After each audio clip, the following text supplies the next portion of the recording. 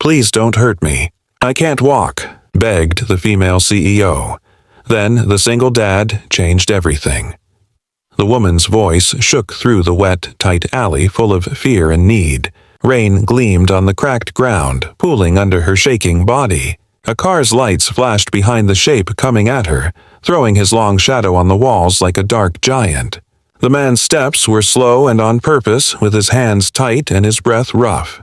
She curled up even more, her white suit dirty with mud and tears, and her blonde hair stuck to her face. Her left ankle swelled badly, twisted in an odd way.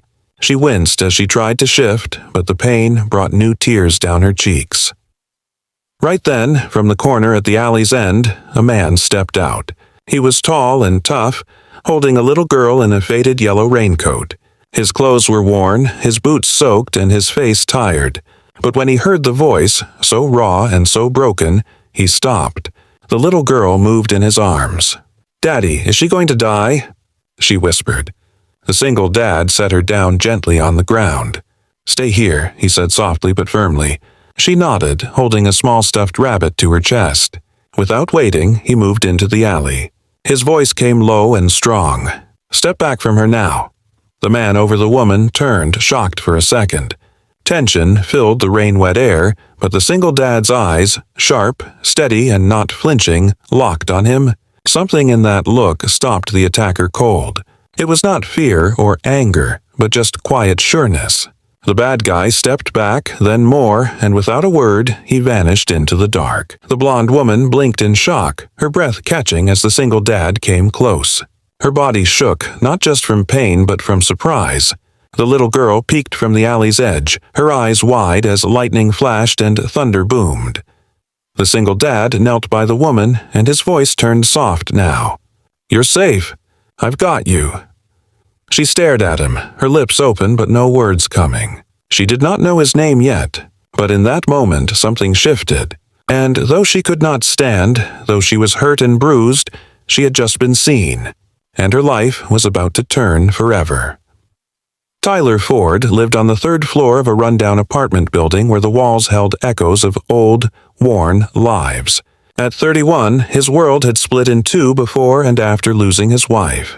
2 years ago, cancer took her fast and cruel. Since then, everything turned around Lily. He worked fixing washing machines, taking jobs that paid enough for lights and food. Most days, he smelled like old pipes and soap, but he never cared. As long as Lily had crayons, warm meals, and a safe bed, he could take the sore joints and late rent slips. Once, Tyler had worn a different uniform. He was a rescue worker, a firefighter-paramedic with steel nerves and a heart built to run into danger. There was a long scar on his left arm, a mark from a burning house where he had pulled a small girl from the flames. He never spoke of it. Some memories were not for sharing. They were for carrying quiet. Now he carried his daughter, Lily, who was 6 years old, with wild curls and a giggle that could shake sadness from a room. She never went anywhere without her beat-up box of crayons. "Colors make things better," she liked to say. She filled their home with drawings of flowers, rainbows, and stick figures holding hands. Her world was small, but bright. That rainy night, Tyler had promised her a treat, a hot dog from the corner stand if she behaved through the grocery run. They had just turned down a back alley to cut the block when they heard it. A scream, a woman's voice trembling and pleading. That night, Isabel Monroe had not meant to run. But when her fiancé, David Langston, the CFO of her company, locked the hotel suite door and raised his voice, something in her snapped. For months, he had pushed her to sign over key assets in their shared holdings. The marriage was a business move, her father's plan to lock in power in the tech world. But Isabel was not made for cages. She said no, and when his hand gripped her wrist, she grabbed the laptop with the bad files and fled barefoot into the rain. She had never run like that before. Not through alleys, not with her heart pounding like hunted prey. She slipped, her ankle gave out, and she fell hard on the cold, wet concrete. Still, she held the laptop to her chest like her only lifeline, because it was now. Her breath came in gasps. The pain in her leg blurred her sight. Her white designer suit was ruined, torn at the shoulder and soaked through. Her phone was lost on the street. The man she once trusted was closing in. She heard his footsteps, and that was when she saw him. Tyler carried her in silence. The rain had turned to drizzle by the time they reached his building. Isabel's body shook from cold and shock. She clung to the laptop on her chest, her grip tight even as pain shot from her ankle. Tyler said nothing, just shifted her in his arms to block the wind better. "It's okay," he said, lowering her gently to the couch. "You're safe here." Lily came in moments later, tiptoeing in her rain boots. She held her bunny in one arm and looked at Isabel with curiosity. Her gaze was not scared, just serious. The serious only a child can have. Then she tilted her head and asked, "Daddy, why is she crying like me when I miss Mommy?" Tyler froze. Isabel's breath hitched. She turned her face away as if the words had cut deep. Her fingers gripped the couch edge. She wanted to speak, but she could not. "She's had a hard day, honey," Tyler said softly. "Grown-ups cry too sometimes." Lily nodded solemnly, then wandered to her room, her boots squeaking with each step. Tyler brought a clean towel and wrapped it gently around Isabel's shoulders. "I'll get you something warm. Tea, okay?" She nodded mutely. He went to the kitchen. Isabel leaned back into the cushions, still damp and still cold. Her ankle throbbed. Her heart ached worse. She had been in penthouses, luxury spas, and boardrooms with wood walls. None felt like this. Small, flawed, but full of something she could not name. It scared her. In the middle of the night, Isabel woke with a start. The room was dark, but for a soft glow from the hall.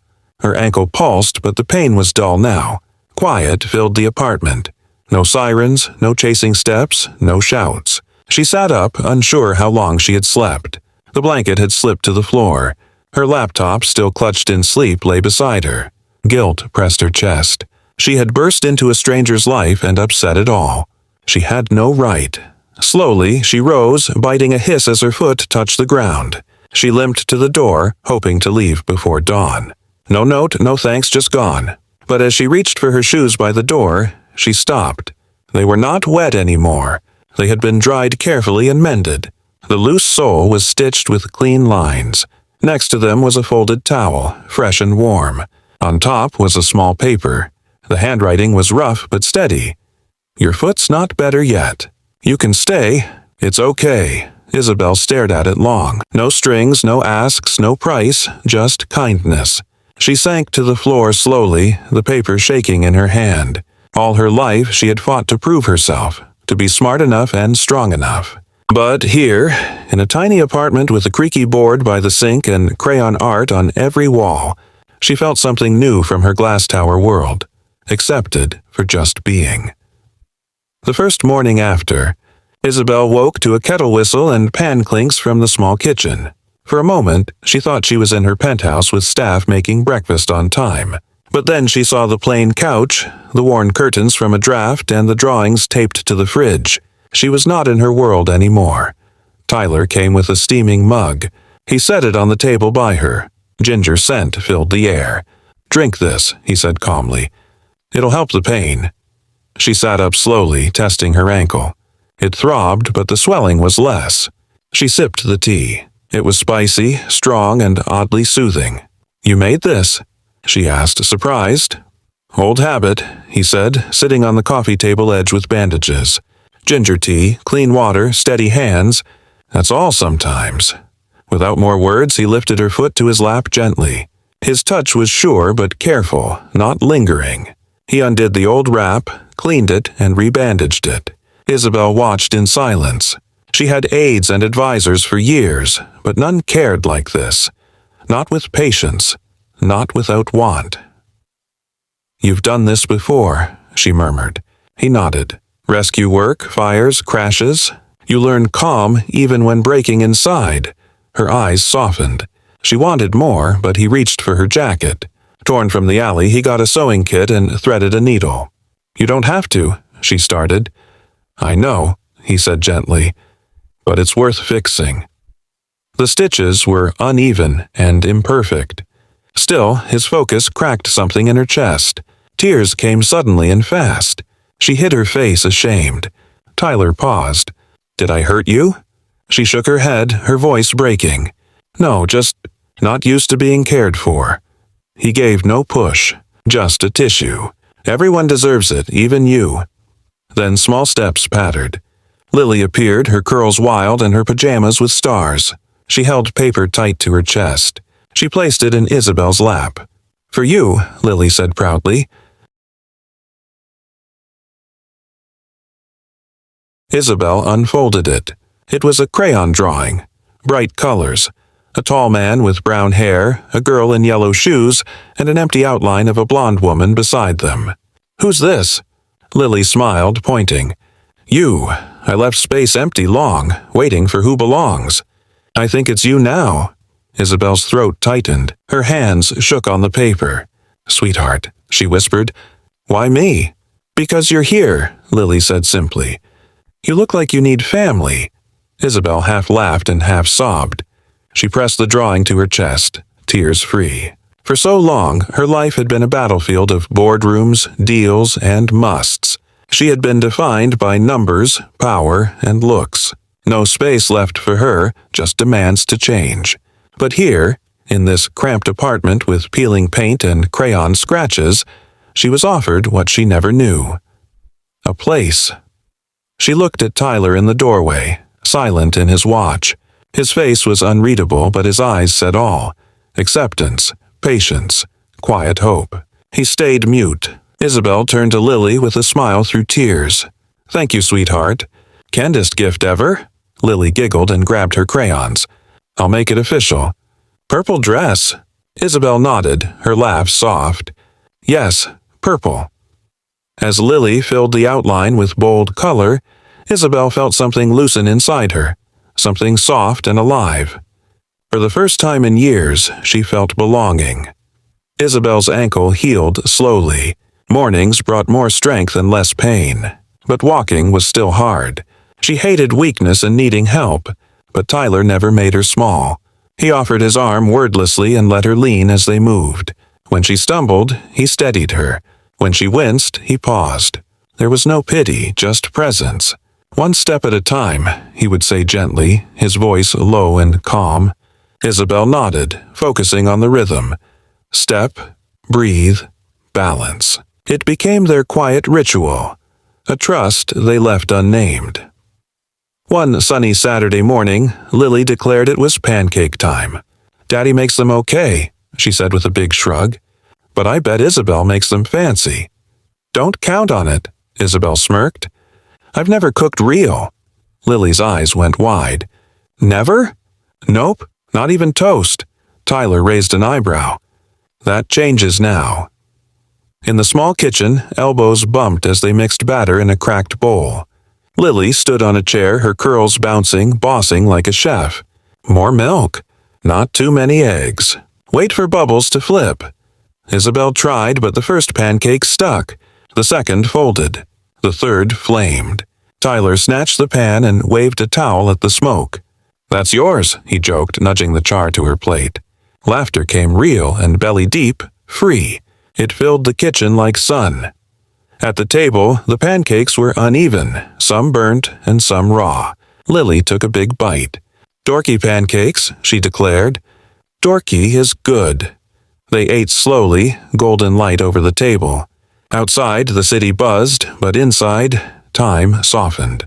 Lily chattered about school, how she nearly won the spelling bee, how her teacher wore cat socks, and how she told the class Isabel was her maybe new mom. Isabel froze for a tick, her eyes meeting Tyler's. He showed no reaction, just poured more syrup like it was normal. That evening, with Lily asleep amid books and toys, Isabel and Tyler sat on the couch, headlights flickering below. The TV was off. The quiet between them was full, not empty. Isabel pulled the blanket closer, tired from steps. Without thinking, she leaned her head on his shoulder. He stayed still. She felt his heart beat steady, his warmth grounding her. You don't know, she whispered, but you've saved me from so much. Her voice was breath, but he heard. He did not turn or ask. I didn't save anyone. I just saw someone who needed help. She closed her eyes. That answer, honest and unheroic, cut through years of noise. No one had seen her as a person before. They saw chance or win, but Tyler saw hurt and stayed. That, she knew, might be what love was. Not grand gestures, but standing still until she could walk again. It started with a phone ring in the hall, then a buzz at the door, then a knock. Loud, firm, and familiar. Isabel froze, her hands soapy from dishes. Tyler peeked out the window and shut the curtain quickly. "Don't move," he said calmly. She knew. The moment she saw the black car on the street, she knew they had found her. Hours later, more arrived. A cameraman, a woman in a blazer with a mic, a legal guy in a tie for damage fix. The sidewalk turned into a small show. Tyler stood by the door, arms crossed, blocking the peephole. From the bedroom, Lily called softly, "Why are people outside?" "It's okay, honey," Isabel said steadily. "They're just lost." That evening, as reporters tired and knocks faded, a message came from the board. A big offer, millions in pay, full reinstatement, rebrand, rep fix. Just return, sign, smile, and pretend it never happened. She stared at it long. Then she closed the laptop and went to the kitchen where Tyler dried a dish with an old towel. "I'm not going back." He did not look up quickly. "You sure?" "Yes, they offered cash endless. But never once, in all those years, did I wake feeling like I do here." He turned, his eyes serious. "How do you feel here?" She hesitated. "Real, safe," he nodded. That was enough. By morning, they had packed a bag. Tyler loaded Lily into the truck and drove them out of the city, down winding roads with trees turning gold for fall. They reached a quiet farmhouse behind a birch grove. It was Tyler's mom's, a retired nurse with gray hair and hands that made anyone feel like a child again. She eyed Isabel once, asked no questions, and said, "Warm bread in the oven. Clean bed up." That night, under a sky full of stars and silence, they sat on the porch steps with a quilt over their knees. "I thought I had everything," she said. "Titles, property, power." He said nothing, just waited.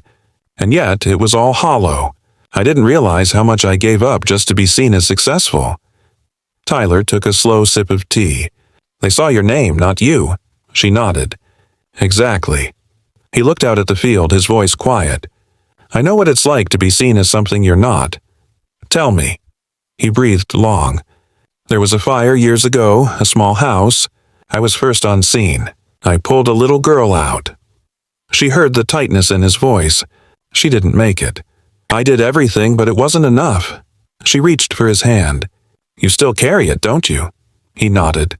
"Every day." No more words were needed. The silence between them was not heavy. It was shared and honored. She did not fill it with apologies. He did not fill it with bravado. They just sat there, fingers twined under the night sky. Two people who had each lost something and now quietly begun to find something else. They did not speak of love or promises, but when Tyler glanced at her and she met his eyes without flinching, they both understood. They were waiting for each other, and neither was waiting alone anymore. The boardroom felt colder than she remembered, not in temperature, but in energy. Glass walls, marble floors, and metal fixtures shone every sterile inch of the space where Isabel Monroe had once commanded attention with just a glance. Now she limped. Her steps echoed in an uneven rhythm, one heel dragging from the healing ankle. She wore no designer gown or diamonds, just a clean navy suit and determination burning in her eyes like fire unquenched. Every head turned. Whispers started. "She's back." She actually showed. What is she thinking? But no one stopped her. David Langston stood at the front, smug and relaxed in her old seat. He smirked into the mic. "Miss Monroe, how unexpected. I thought you'd accepted your place off the board." Isabel did not flinch. She walked straight to the center of the room, steadying herself with one hand on the table as she faced the shareholders, executives, and former allies. Her voice was clear and unshaken. "I came back to finish this the right way." David opened his mouth, but she raised her hand. Calm, quiet authority, the kind she once wielded like a blade. "I may not walk the same way I used to," she said, glancing briefly at her ankle, "but I stand taller now because I stand for myself."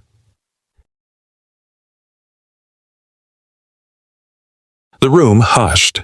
With one tap on her laptop, the large screens lit up. Spreadsheets, emails, memos, all streamed in. Proof of fraud, twisted contracts, corruption orchestrated by David and board members. Gasps broke the silence. Some shifted uneasily. Isabel turned slowly, making eye contact with every person. You thought I disappeared because I was weak. But I left because I needed space to remember who I was before you all convinced me I had to be someone else. David stood abruptly, trying to regain control. This is reckless. Do you have any idea what this could cost you? She looked at him truly and saw how small he was. I do, she said, and I'm ready to pay it. She pulled a document from her folder and placed it on the table with precise care. This is my formal resignation. Effective immediately. I'm relinquishing my position, my shares, and every last piece of control you thought you had over me. The silence that followed was thunderous. You can keep your board seats, your stock options, your empire built on fear and silence, she added, but I will no longer be part of it. One shareholder, an older woman who had mentored Isabel early on, leaned forward. Her voice cracked in a whisper. Why? Isabel's voice softened but gained strength. Because I am not a product. I am not a brand. I am not a bargaining chip in someone else's game. I am a person. The older woman nodded slowly, blinking back emotion. David tried once more. You'll regret this. You're throwing away everything. Isabel gave him one last look. No, I'm walking away from something that never truly belonged to me in the first place. She gathered her laptop and folder with quiet grace. As she walked out, limp by step, no one dared stop her. Not this time. And when the elevator doors closed behind her, she did not cry. She did not tremble. She exhaled. Outside, the sun had begun to set. The sky glowed with amber and rose. The city below hummed with life. Isabel stepped onto the sidewalk, not as a CEO, but as a woman who had finally chosen herself. And for the first time in years, her shoulders carried no empire, only her truth. And that was more than enough. When Isabel returned to the apartment, it was just as she remembered. Modest, warm, and alive with quiet joy. Late afternoon sun spilled through the kitchen window, casting golden rays across the floor. On the small balcony, Tyler crouched beside a planter, helping Lily dig out a wilted marigold, their hands dirty with soil and determination. Isabel stood silently in the doorway, watching them, her heart full. She stepped out slowly, her voice tender. Do you have room for one more in this garden? Tyler looked up, his face lighting not with surprise, but with the calm certainty of someone who had been waiting. He nodded once. Always. Lily ran to Isabel, dirt smudged on her cheek and a proud grin wide. We're planting new flowers today. This one's going to be orange. You can pick the next one. Isabel knelt and dug her hands into the earth with them. There, in the quiet act of planting something new, she felt her roots take hold. Days passed, and Isabel poured her energy into something she had only dreamed of. The Lily House, a nonprofit for women who had been manipulated, abused, or discarded by power structures like the one she escaped. Tyler helped build the website. Lily insisted on the name. Because flowers grow better when they have sunshine, Lily explained. And love. At the center of the Lily House's mission was this idea. No one should have to earn safety or beg for kindness. The world had failed so many women. Isabel was going to help rewrite that story. One evening, after dinner and a messy round of pancake flipping practice, the three of them curled up on the couch. Lily nestled into Isabel's side, crayons and drawings scattered on the coffee table. The hum of the city drifted in through the open window. Lily turned to Isabel, serious as ever. Will you stay here forever? Isabel looked into her big, hopeful eyes. I drew you into our family already, Lily added, lifting a picture from her pile. 3 stick figures stood in front of a flower garden. 1 tall man, 1 little girl, and 1 blonde-haired woman in a bright dress. I don't want to erase you later. Isabel's throat tightened. She pulled Lily close and whispered, If you ever need me, sweetheart, I'll always be here. Later that night, Tyler found her on the balcony, gazing out over the city. "I have something for you," he said, stepping beside her. From his pocket, he pulled a small bracelet woven from multicolored threads, uneven but clearly handmade. Isabel took it gently. Lily made it. She called it a commitment bracelet. He smiled. "She said it's not a wedding ring, but she was wondering if maybe you'd want to be an unofficial mom first." Isabel's laugh turned into a tear. She slipped the bracelet onto her wrist. It fit perfectly. "For the first time in my life," she whispered, "I feel like I've been chosen just for being me." Tyler took her hand, intertwining their fingers. They did not need grand declarations. Everything that mattered was already planted, in the garden, in Lily's laughter, in the tiny threads of a bracelet made with hope. In the months that followed, Isabel's days filled with healing, hers and others. The Lily house bloomed with stories of resilience, women finding their footing again, children smiling for the first time in months. Isabel spoke softly at community events, worked late with volunteers, and always returned to the apartment, what had become home. One morning, Lily ran in from the balcony holding a fresh drawing. "Look," she beamed. "It's us planting flowers. It's our forever garden." Isabel knelt beside her and kissed her cheek. "Yes, sweetheart. It's exactly that." In the gentle hum of everyday life, in shared breakfasts, dirty hands in the garden, and quiet nights of reading bedtime stories, Isabel found a peace no corporate title had ever given her. She was not just safe. She was seen. She was loved. And this time, it was not because she had power. It was because she had chosen to stay and had been chosen in return. Sometimes, family is not something you're born into. It's something you build, one act of kindness at a time. Isabel did not just walk away from power. She walked toward something real. A little girl who believed in her. A man who never asked her to be perfect, and a life where love came without conditions. Only choices. If this story touched your heart, please don't forget to like, comment, and share it with someone who might need a little light today. And if you believe in the power of love, healing, and second chances, subscribe to Kin Hidden, because every week we bring you stories that remind us kindness is the richest love story of all.